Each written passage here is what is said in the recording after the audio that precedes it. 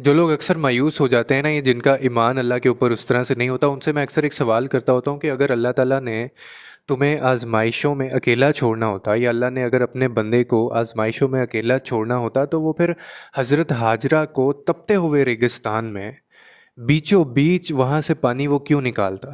وہ تو پھر وہاں پہ اس کو سڑنے دیتا نا، بیچوں بیچ جہاں سے گمان نہیں کیا جا سکتا کہ آپ اس جگہ کو دیکھیں، آپ اس جگہ کا خیال کریں کہ یہاں سے پانی کیسے نکل سکتا ہے، لیکن کیوں؟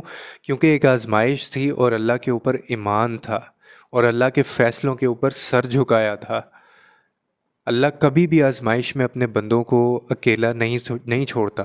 اگر ایک ڈور ٹوٹتی ہے نا، تو ہمیشہ یاد رکھو تمہارا اللہ تمہیں دوسری ڈور سے جوڑ دیتا ہے۔ وہ کبھی کوئی خاکہ خالی نہیں رہنے دیتا، اتنی محبت کرتا ہے وہ ہم سے۔ اور زندگی میں پھر اگر آپ تھک جاتے ہیں، اگر آپ رک جاتے ہیں، تو وہ آپ کو چلنے کی نئی وجہ دے دیتا ہے۔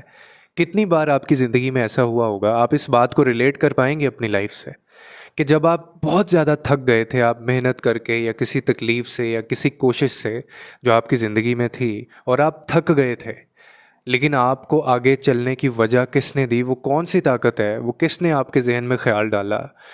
کون جو ہے وہ دعائیں آپ کی زبان پہ لے کے آیا؟ وہ میرا اللہ ہے۔ وہ وہی ذات ہے جو تمہیں آگے چلنے کی ایک نئی وجہ دیتا ہے۔ اگر وہ کوئی ایک چیز چھینتا ہے نا، تو وہ اس لیے اتنی چھینی جاتی ہے کہ ہمیں اس نے کچھ دینا نہیں ہوتا، بلکہ اس سے بہتر چیز ہماری زندگی میں لانے کے لیے ہمارا ہاتھ خالی کیا جاتا ہے۔ اور میں تو کہتا ہوں کہ وہ اتنی خوبصورت ذات ہے کہ نہ صرف آزمائش کے وقت وہ اپنے بندے کے ساتھ رہتا ہے، بلکہ آزمائش کے بعد بھی آپ کو تنہا نہیں چھوڑتا وہ۔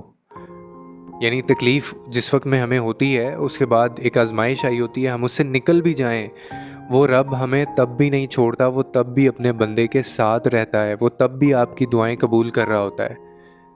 آپ کی زندگی میں وہ روشنی ہے، اور ہمیشہ یہ روشنی اندھیرے کے وقت سامنے آتی ہے۔ اور پھر اللہ کی امید کے علاوہ تمہارے پاس کوئی سہارا ہے؟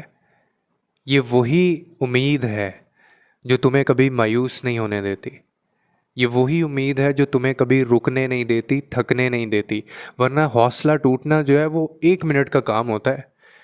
کتنے ہماری زندگی میں مسئلے مسائل ہوتے ہیں، کتنی تکلیفیں ہوتی ہیں، درد جو ہے نا وہ اتنا زیادہ کئی دفعہ بڑھ جاتا ہے کہ آپ کا دل پھٹنے پہ آ جاتا ہے، لیکن وہ کون سی ذات ہے؟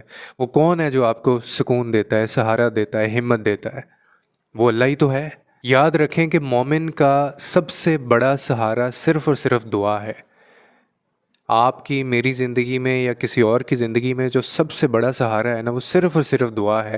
اور اس میں اتنی طاقت ہوتی ہے، اور یہ اتنا خوبصورت ٹول